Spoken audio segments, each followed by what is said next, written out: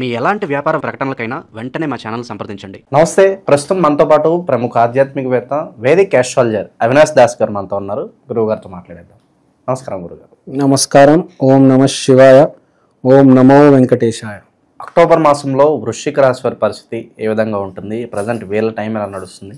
విజయదశమి కావచ్చు, దీపావళి కావచ్చు, వీటిని ఎలా ఉపయోగించుకొని రెమెడీస్ చేస్తే బాగుంటుందంటారు? ఓం నమ శివాయ.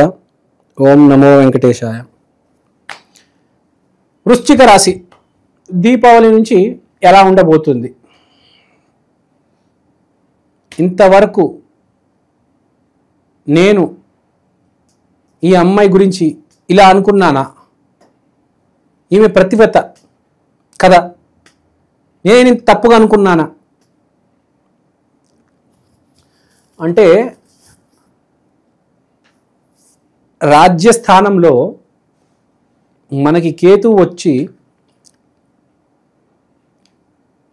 ఇంట్లో 4వ స్థానంలో మన స్వక్షేత్రంలో మనకు రాహు వచ్చాడు. అంటే ఏం జరుగుతుందంటే ప్రపంచం చెప్పేది మనం వింటాము, లోపల ఉండేది యాక్చువల్గా వేరు. ఇంతవరకు నేను ఆ అమ్మాయిని డౌట్ పడింది, అరే యాక్చువల్గా ఈ అమ్మాయి మంచి అమ్మాయే, నేను డౌట్ పడ్డా, నా తప్పు, వాళ్ళెవరో ఏదో చెప్పారు, కానీ నేను అసలు నన్ను నేను పనిష్ చేసుకోవాలి. అంటే సింపుల్గా చెప్తాను మీకు, వినండి.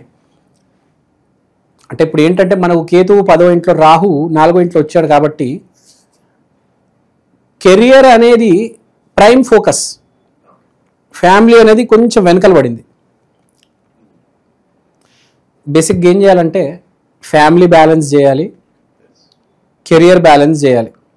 మనుషులు కింద మీద అయిపోతారండి, ఒకటే బ్యాలెన్స్ చేయగలుగుతారు, రెండో దాన్ని వదిలేస్తారు గాలికి. ఆ ప్రకృతి అలా ఉంటుంది, మనం బ్యాలెన్స్ చేయలేము. అదే జీవితం. బేసిక్గా అన్నీ బ్యాలెన్స్ చేయాలి ఏదో రకంగా. అక్కడ శాలరీ వస్తుంది, ఇక్కడ కొడుకేమో ఏం చేస్తాడు, స్కూల్లో ఏదో కోతి పని చేసి వస్తాడు, ఎవడో తలకాయ పగలగొట్టి వస్తాడు.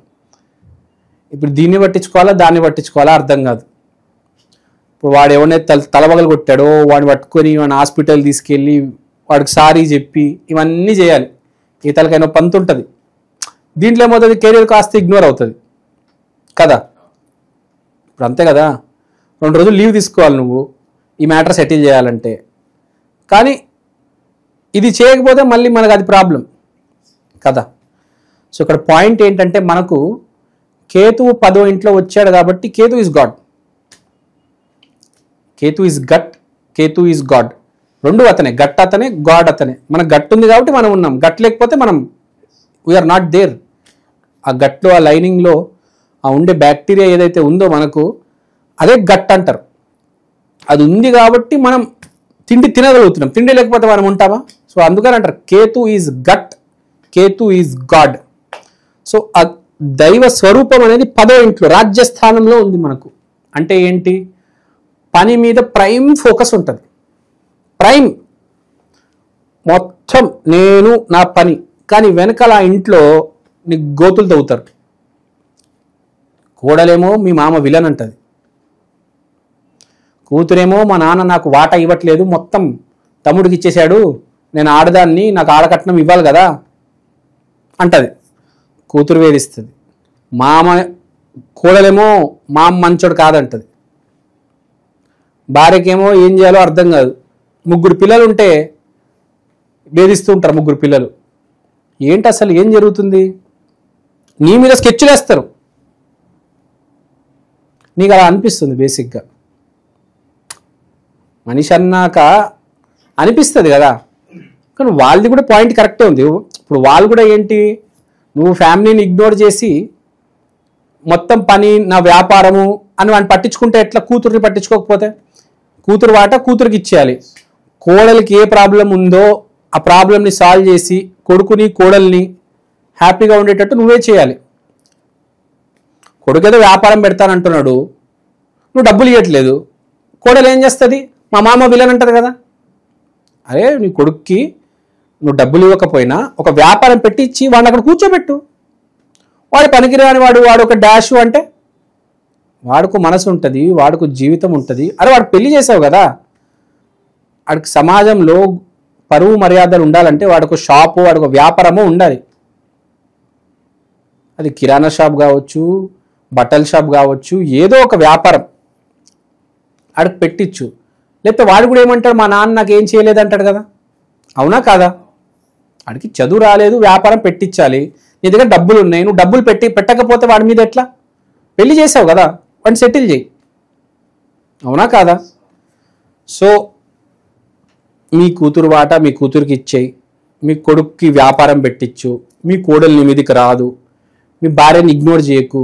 ఈ ప్రాబ్లమ్స్ అన్నీ నీ తల మీద వచ్చి పడతాయి. ఇష్టం వచ్చినట్టు మాట్లాడతాడు నీ గురించి, మీ చుట్టాలు, మీ పిల్లలు అందరూ. కెరియర్ మాత్రం సూపర్ నడుస్తూ ఉంటుంది. నువ్వు ఈ కెరియర్ని పట్టుకొని వీళ్ళందరినీ ఇగ్నోర్ చేస్తావు. సో పాయింట్ అలా ఉంది, వెరీ క్లియర్. కానీ గురువు 9వ ఇంట్లో ఉండడం వల్ల ధర్మం అనేది పాటించి ఇవన్నీ నువ్వు మెల్లిమెల్లిగా చేస్తావు. ఒకటి తర్వాత ఒకటి, 2, 3, 4, 5, 6 ఎన్ని పనులు అయితే ఉన్నాయో అవన్నీ నువ్వు చేస్తావు. కానీ టైం పడుతుంది, ఇక్కడి నుంచి ఇక్కడికి ట్రాన్సిషన్ అవ్వడానికి టైం పడుతుంది. ఎందుకంటే ఒకటేసారి నువ్వు వ్యాపారం వదిలేసి ఇక్కడికి వచ్చి మళ్ళీ ఇది మర్చిపోయి మళ్ళీ వ్యాపారానికి వెళ్ళి మళ్ళీ వ్యాపారం నుంచి మళ్ళీ ఇక్కడికి వచ్చేసరికి మైండ్ పనిచేయదు, మనిషికి కూడా కోపం వస్తుంది. అరే ఏంది ఇది, మా పిల్లలే నన్ను వేధిస్తున్నారు, ఇబ్బంది పెడుతున్నారు, ఎవడైనా ఏమనుకుంటాడు, అదే అనుకుంటాడు కదా. ఈ పక్క సందులో మా కోడలు, ఈ పక్క సందులో మా కొడుకు, వీళ్ళే నన్ను వేధించేస్తున్నారు, ఇంకెవడు అవసరం లేదు ప్రపంచంలో, ఈ ప్రకృతిలో వీళ్ళిద్దరు ఉంటే చాలు నన్ను వేధించడానికి, చంపేయండి నన్ను చంపేయండి, ఈ టైప్లో మామ ఆలోచిస్తాడు అనమాట. ఒక ఫాదర్ కూడా వాడికి 5 ఏళ్ళు పిల్లోడు ఉన్నా వాడు వేధిస్తాడు, వాడు భార్య వేధిస్తుంది. అంటే ఎంతో కొంచెంగా ఫ్యామిలీలో డొమెస్టిక్ వైలెన్స్ టైప్లో ఉంది. మీకు అర్థమైందా? డొమెస్టిక్ ప్రాబ్లమ్స్ ఇవన్నీ నడుస్తూ ఉంటాయి సంవత్సరం. పోలీస్ స్టేషన్ వరకు వెళ్ళడము, చికాకులు. పోలీస్ స్టేషన్ వరకు కాదు కానీ ఈ చిన్న చిన్న పంచాయతీలు ఉంటాయి చూడండి, మన మధ్యలో చుట్టాలు, ఇది అది, వాడిదన్నాడు, నువ్వు ఇది నువ్వు అది. నువ్వేమో 2 చేతులు ఎత్తి నన్ను వదిలేండ్రా నాయన, నా వ్యాపారం బాగా నడుస్తుంది, నేను దాన్ని అభివృద్ధి చేసుకుంటాను. ఇక వివాహ ప్రయత్నాలు చేసే వాళ్ళ పరిస్థితి ఏంటంటారు? వివాహ ప్రయత్నాలు చేసేటోళ్ళకి సూపర్ సక్సెస్. ఎస్పెషల్లీ వృశ్చిక రాశిలో ఆడపిల్లలకి మంచి భర్త దొరుకుతాడు. ఎందుకంటే గురువు 9వ స్థానంలో ఉన్నాడు కాబట్టి మంచి భర్త దొరుకుతాడు. ఫాదర్ నుంచి మంచి సపోర్ట్ దొరుకుతుంది. ఫాదర్ మంచి పిల్లగాన్ని తీసుకొస్తాడు. అద్దిరిపోయే మ్యారేజ్ జరుగుతుంది కార్తీక మాసంలో. మీరు కనుక వృశ్చిక రాశిలో ఉండే స్త్రీలు కార్తీక మాసంలో పెళ్లి చేసుకుంటే మంచి సక్సెస్ అవుతుంది. ఉద్యోగస్తులు, నిరుద్యోగులు వీళ్ళ పరిస్థితి ఏంటి? ఉద్యోగస్తులు, నిరుద్యోగులు వీళ్ళ గురించి చెప్పాలంటే ఈసారి మీరు వ్యాపారం పెట్టుకుంటే బెటర్.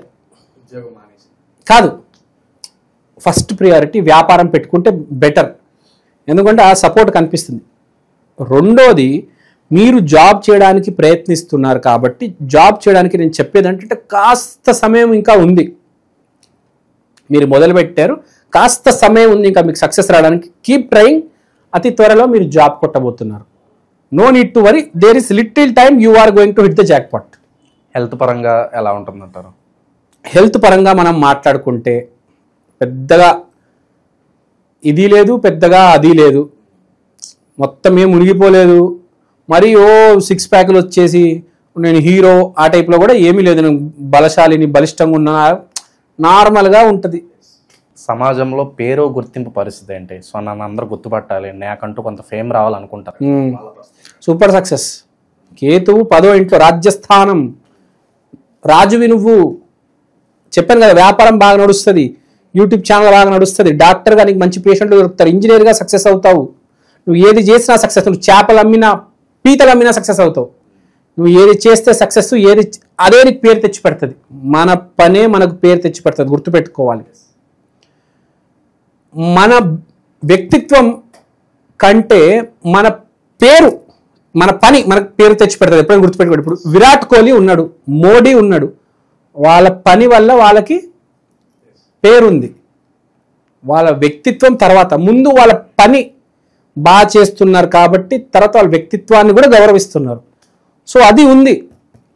నీ పని వల్ల, నీ దగ్గర ఉన్న డబ్బు వల్ల నీకు గౌరవం ఇస్తారు. వృశ్చికం కరెక్ట్ ఆపోజిట్ వృషభం.